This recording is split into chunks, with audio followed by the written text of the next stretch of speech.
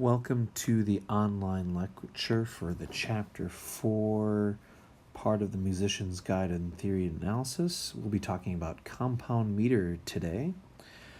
You need to make sure you have these materials with you. You need to have either, actually I would like you to have your online book because you're going to need to listen to the recordings that are in the online ebook.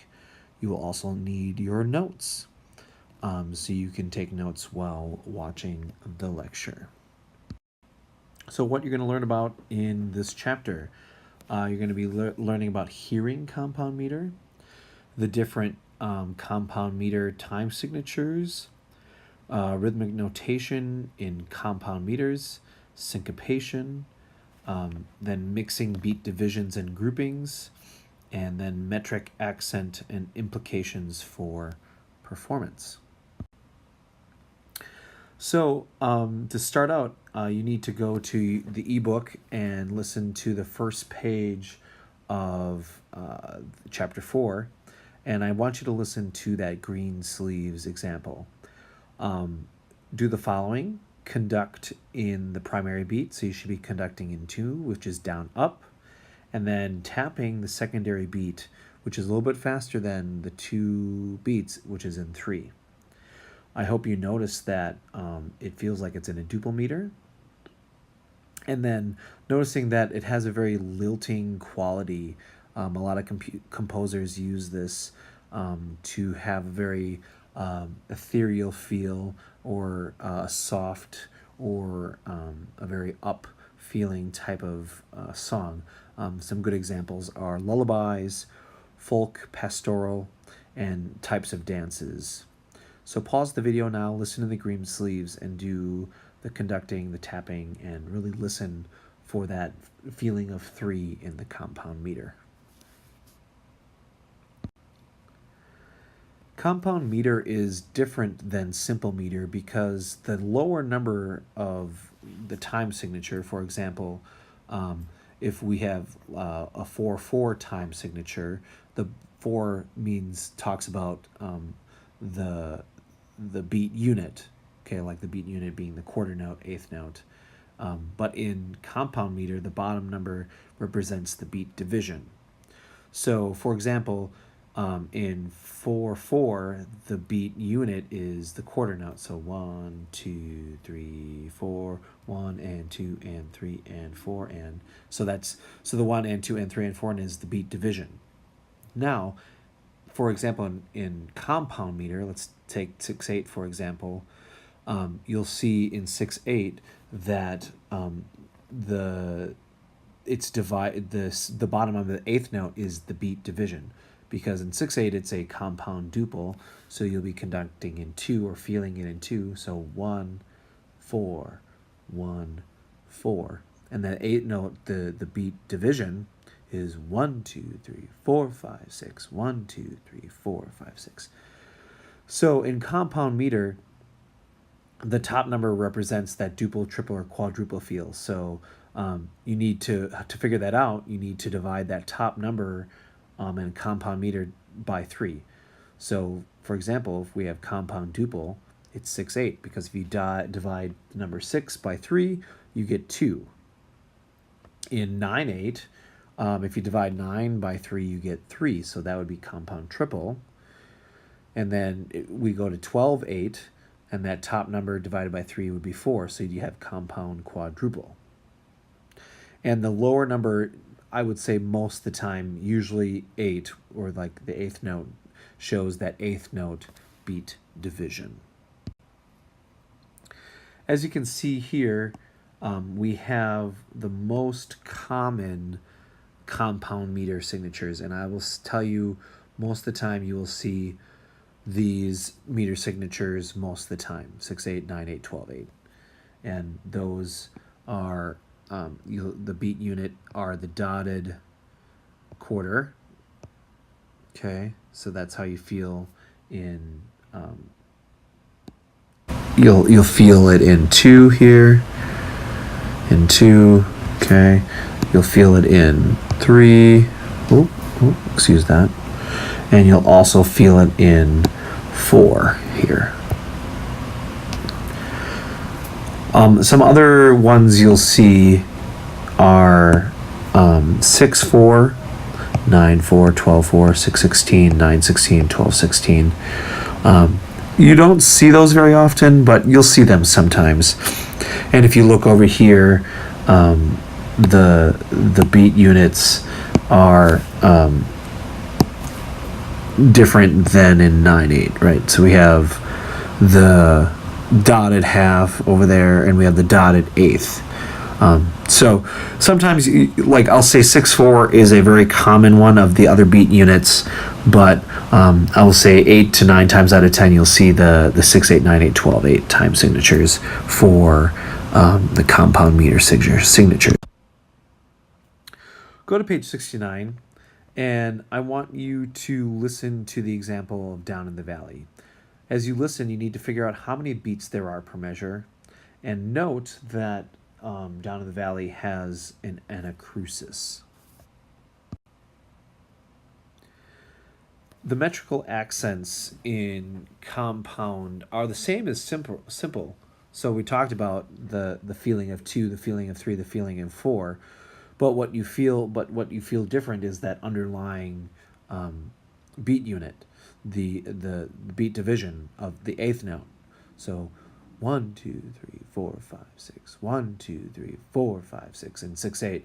Let's say you feel in a 9/8. 1, 2, 3, 4, 5, 6, 7, 8, 9. That's the feeling of 3. 12/8. 1, 2, 3, 4, 5, 6, 7, 8, 9, 10, 11, 12. So you feel 4 beats there, but the underlying beat division is that division of 3. Listen to Mozart's Lacrimosa. Pause the video, and I want you to just listen to that for a second. As you can tell, this one is in compound quadruple because we have the underlying beat of 1, 2, 3, 4. Now, like I said before, the most common other than that 8 beat division is the 6/4 beat division. If you see here, we're in 6/4. This is compound duple because we feel it in 2. So 1, 2, 1, 2. Okay. So make sure you listen to this one. Pause it now. Now I would like you to pause the video here and complete the Try It 1 of chapter 4. After you've completed that, resume the video and I will go through the answers on the next slide. As you can see here, this is the Try It from your book. And let's talk about, if you notice, all these are not compound. There's also simple meters in here. So if we talk about 2, 2, that is simple duple, right? And the beat unit is the half note, and there are 2 beats per measure. The next one we have is 12/8, which is compound quadruple. I spelled that wrong, whatever. And the beat unit is the dotted quarter, and there are 4 beats per measure. That's a 4. We have 12/4, which is compound quadruple as well.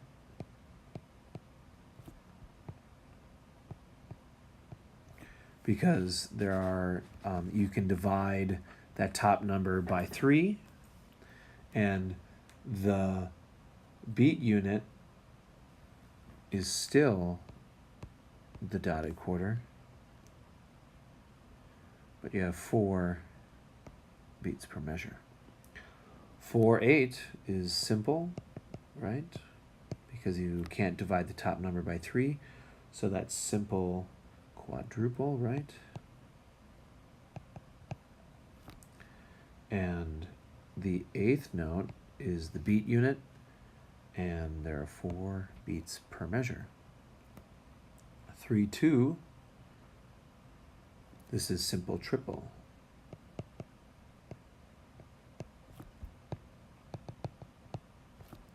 The beat unit is the half note, and there are 3 beats per measure. 2/4, simple duple. And the beat unit is the quarter note, and there are 2 beats per measure. And 6/8, one of the most common compound time signatures. This is compound duple.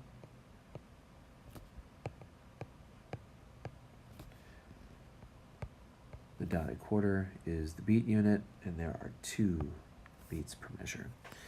If any of this is confusing, make sure you come see me at some point, because I'll gladly talk through these with you.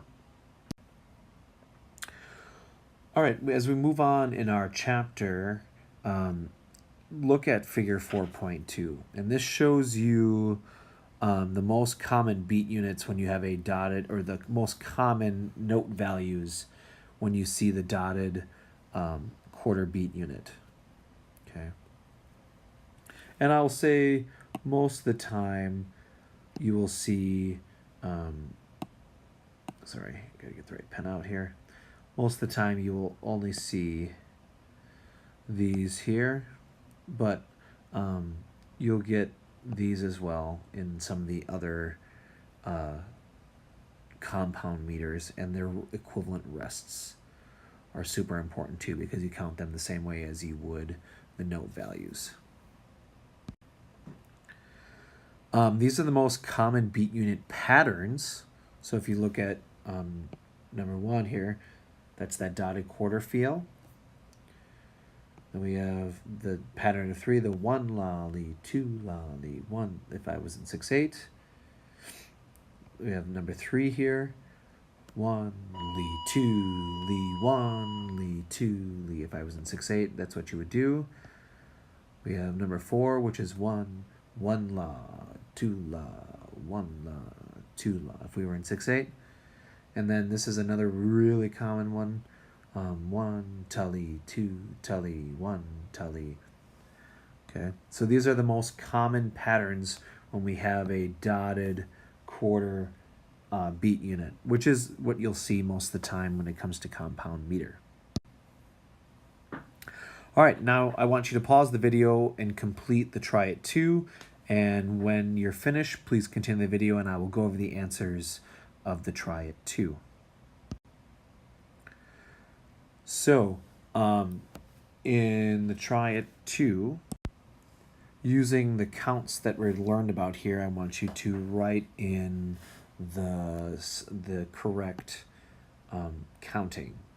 So in measure 2, we have 1 lee, 2 tully, 2 tully, right? In measure 3, we have 1 lee again, right? 2 tully, very similar to the last measure, just different pitches. And then the last one is 1 lee, 2. And it doesn't have a complete measure at the end because we have our anacrusis at the beginning.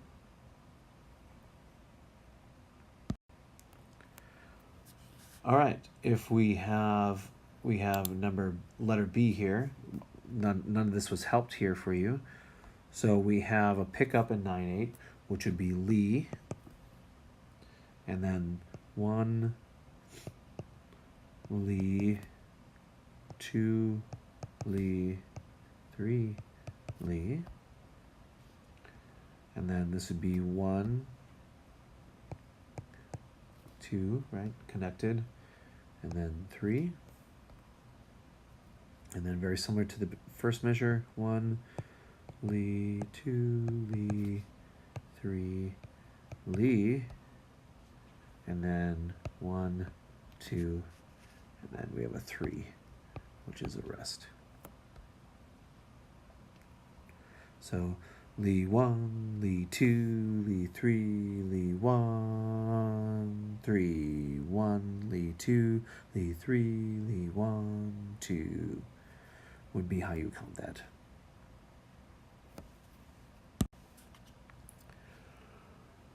All right, letter C. We're still in compound quadruple. So 1, 2, Li, 1, sorry, wow, 3, I'm an idiot. 4, Li, this would be beat 1, Li, 2, Li, 3, 4. And then we have 1, 2, Li, 3, 4, La, right? 1 La Li, 4 La. Then we have beat 1 as a rest, 2 Li, 3, 4 La again. So 1, 2 Li, 3, 4 Li, Li 2 Li, 3, 4, 1, 2 Li, 3, 4 La, 2 Li, 3, 4 La, right? All right, as we move on, I want you to look at figure 4.4. Just like in simple time, we can do the subdivided patterns. We talked about the 4 most common patterns right here, right? We have other patterns. So 1 lita, 1 tala, 1 talita, 1 talali, 1 talatali, right? So that'd be those patterns right there. 1 latali, 1 latalita would be these ones here. 1 lalita, 1 talatalita is what you would see there. These are the most common subdivided patterns you'll see in the compound meter. And then you can see how the rests work in the subdivisions. So really take a look at this, and I would challenge you to click on the listening for figure 4.4 and just listen to all these being played.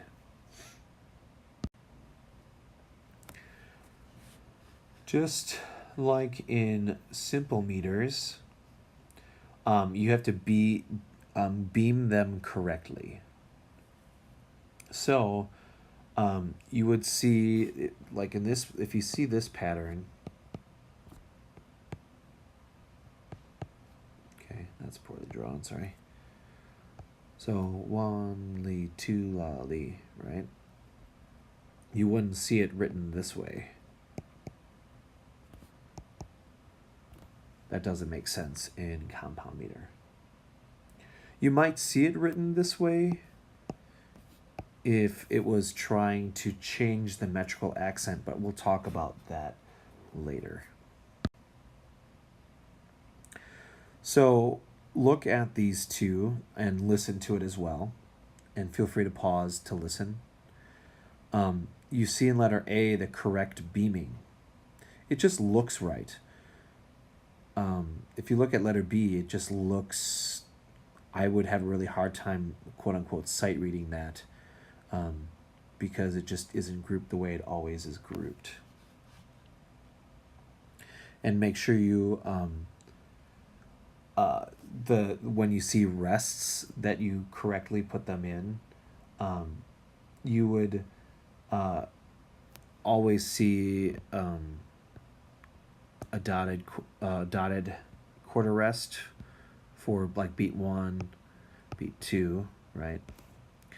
You would never see 3 eighth note rests. That's not grouped correctly. You would always want to write a dotted quarter rest. All right, now pause the video and complete the try at 3. And when you are finished, please resume the video and I will go through the answers for the try at 3. All right, so which one of these is beamed correctly. If you chose number 2, you're right. Okay, and then I hope you wrote the rhythm units under it. So we have li, 1 la ti li, 1 la ti li, 2 li ta, right? 1 ti li. Wait, I did that wrong. My bad. Ignore me. I'm going to try that again. It is 1 ta li, and then 2 li ta,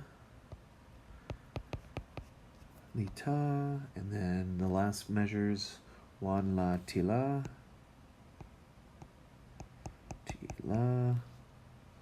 2 ta li, and then 1 tied there. So hopefully you chose number 2 there. All right, now putting the correct bar lines where they need to go. So 9/8, we have 3 beats per measure. Boom, boom, right? I'm going to erase that because that looks really like garbage. Okay. So then in 6/8, boom, boom. Okay. And then in 12/8, I'm going to go right there, and then right here, and that's it. And then hopefully you wrote in the correct countings. So we have 1, 2, 1 la ti, or 3 la ti li. Okay. Then 1 ta li. And then this is my favorite, 2 ta la ta li ta. 2 ta la ta li ta, and then 3 li ta. Last measure, 1 ta li, 2, 3. Now for 6/8, 1 and 2, right? So 1 ta la li, 2 la li,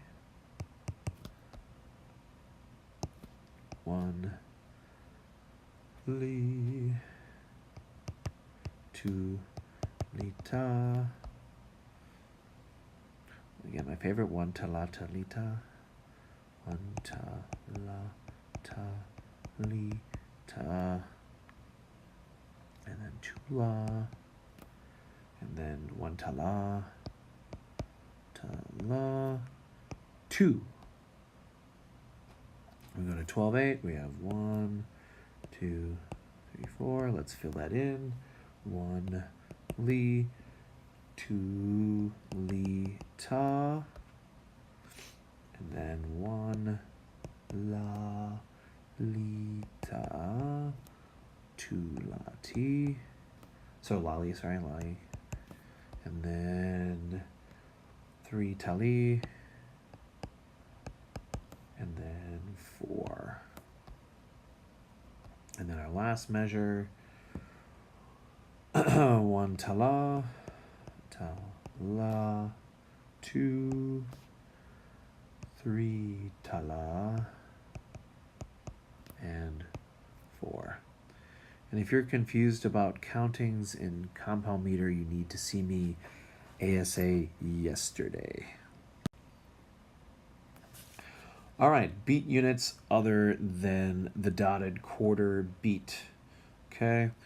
And not all compound meter music is notated with the dotted quarter beat unit, which is that feeling of the subdivided 3 of eighth notes, 1, 2, 3, 4, 5, 6. So if you look at example 4-5, it uses the dotted half note as its beat unit. And I'll talk about that in a second as I go to the next slide.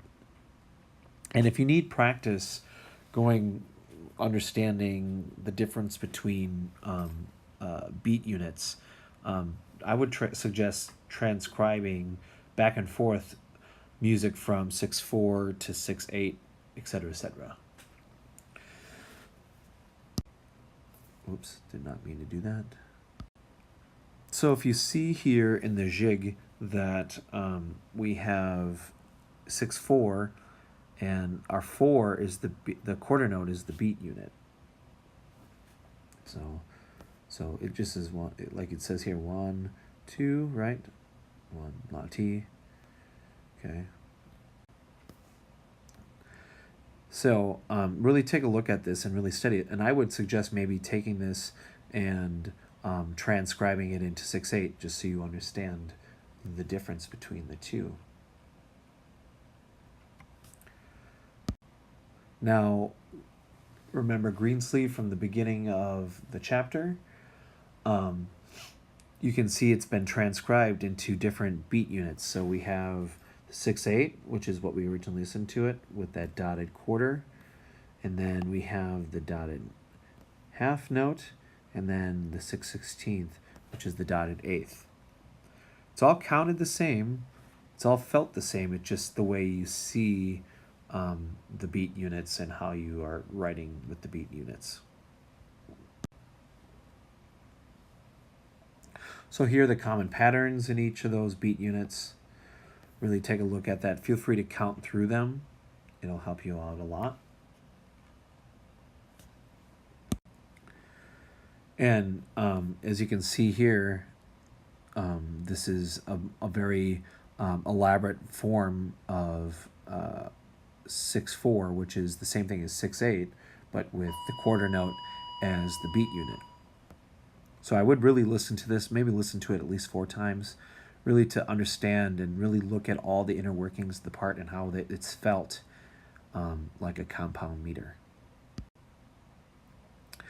All right, now pause the video here and complete the try at 4. And when you finish the try at 4, go on and I will go through the answers of the try at 4. All right, adding the bar lines that correspond with each meter. So we'll be putting a bar line there, a bar line here, a bar line right here, and then one right at the end. Okay. So we are in 9/16, which is a 3, which is a triple, a compound triple. So you would put it here, and then that's it for that one. We have 12/4, which is compound quadruple. Okay, and there's only one in this one, right? It's a lot. That's really confusing. So make sure you really think about this one. And then we have 6/16, which is our compound duple. Okay, those are where those measure lines go. Again, if this is really confusing, you need to come and see me. All right, let's notate home on the range in 6/16 time. So we have, oops, I gotta write a 16th note there.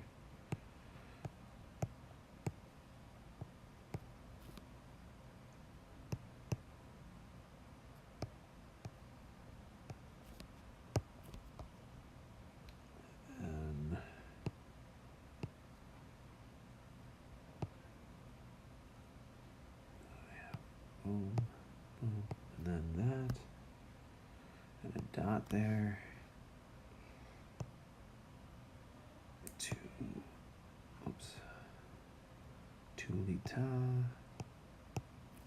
got a measure there.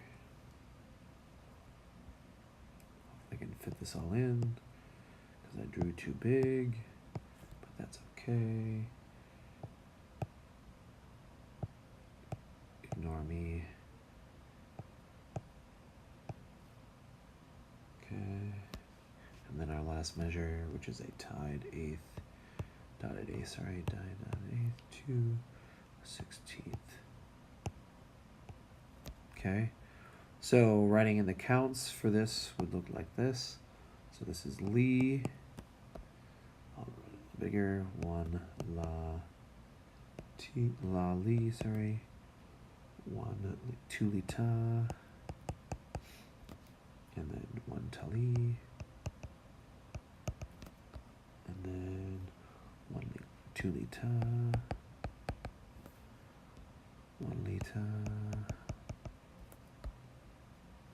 Two tali. And then we have one connected to our two there. So if that was anything but confusing, make sure you come and see me.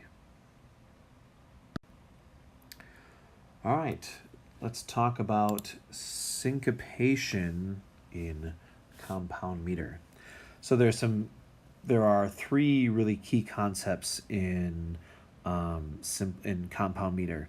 Just like simple meters, ties and rests can create offbeat accents. Okay, so ties from a weak part of a beat across the stronger point. Okay, an accent mark on a weak beat or the weak part of a beat. Okay, a rest on the strong part of a beat that causes a weaker part to sound accented. Those are the most common syncopations. So if you look at this next example, I want you to really listen to it. Pause it, and I want you to listen to it. And look at where the arrows are and really see how the syncopation works. So if you look at 4.8, it illustrates the syncopations where you hold the weaker beat of the weaker third eighth note, and it's tied across to the beat 2. So you really can hear that syncopation if you listen to it a few times. And these are your most common, most typical syncopations within the dotted quarter beat unit. So really, I want you to pause the video here and listen to that 4.6 figure at least 5 times. And then I would either say it with it or clap the rhythms and say it, just so you get practice with those syncopations. Moving on to triplets. So I want you to listen to this piece by Franz Schubert called Der Lindenbaum, which is a great piece. You can learn so much from this piece. So this piece is originally in simple triple, but if you look at beat 3 in example 4.9 of the last measure, you see the last beat is divided into 3 eighth notes. In music, we call this a triplet, and it's notated by the 3 above the pattern. So a triplet is where you put 3 beat units, beat divisions, not beat units, beat divisions in a feeling of 2 beat division.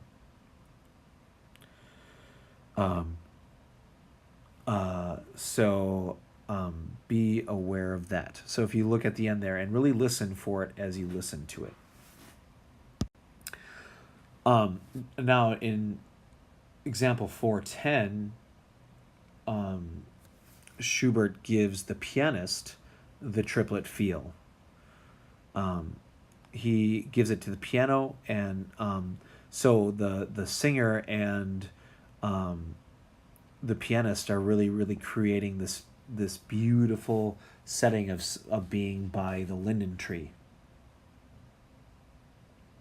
And then the last triplet I want to talk about is the 4.11 triplet, where you hear the triplets in the piano introduction, which Schubert was a brilliant composer, and he was a pianist by trade. So he was a very good piano player. So he used the triplets in the piano to create the rustle of the linden tree. It's really cool. So really listen to these 3 examples and really understand how the triplets feel in each of those. Oops. If you look at the notation of triplets, you can see it in the different beat units. So we have the whole note there. If you put it in its duple, we have two half notes, and then the triplet would look like that. And you do the same thing as you move down the line.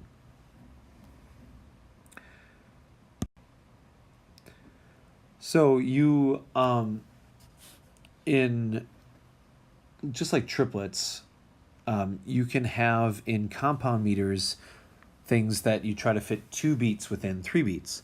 And we call those duplets or quadruplets. And all these together, triplets, duplets, quadruplets, are collectively called tuplets. So if you hear me or someone talking about multiple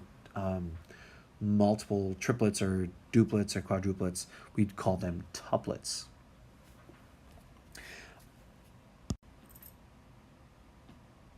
If you listen to example 412, the Holst, you'll see the duplets happening over the rhythms happening in 6/8. So I want you to pause the video now and really listen for that, looking at measures 117, 118, 119, and feel and see that duplet feel. Pause the video now.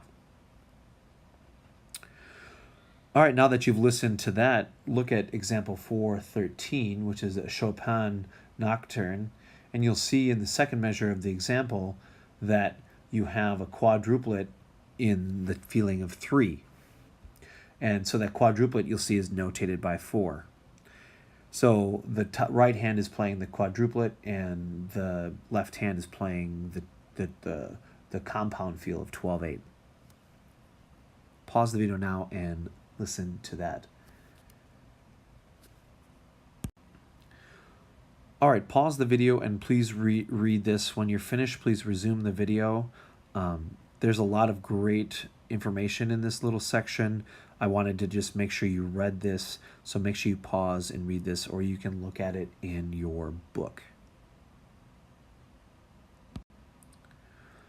All right, we talked about hemiola, excuse me, we talked about hemiola in simple meter. Hemiola in compound meter is very similar, but you don't see it as often as you do in simple meter. So if you look at example 415, I'll tell you right now, you're going to have to listen to it a few times to really hear it happening. You'll see that the hemiola is happening in the topmost voice and the bottommost voice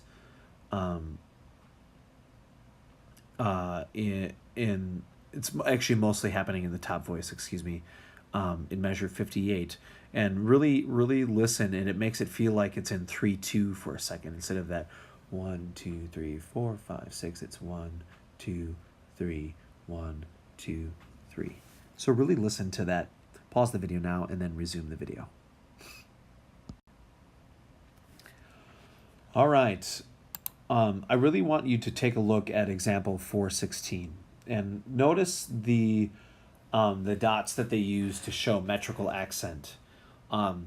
Metrical accent is super important. The music can be interpreted in so many ways, and if you don't think about like how you can use metrical accent to interpret a piece, you won't be interpreting the piece as well as you could.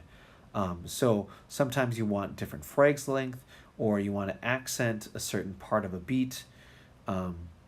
Also, there's this term called rubato, and rubato is it's a flux of tempo within a piece of music, where you speed up and slow down, or slow down and speed up, really being able to be super expressive when playing or singing a piece of music.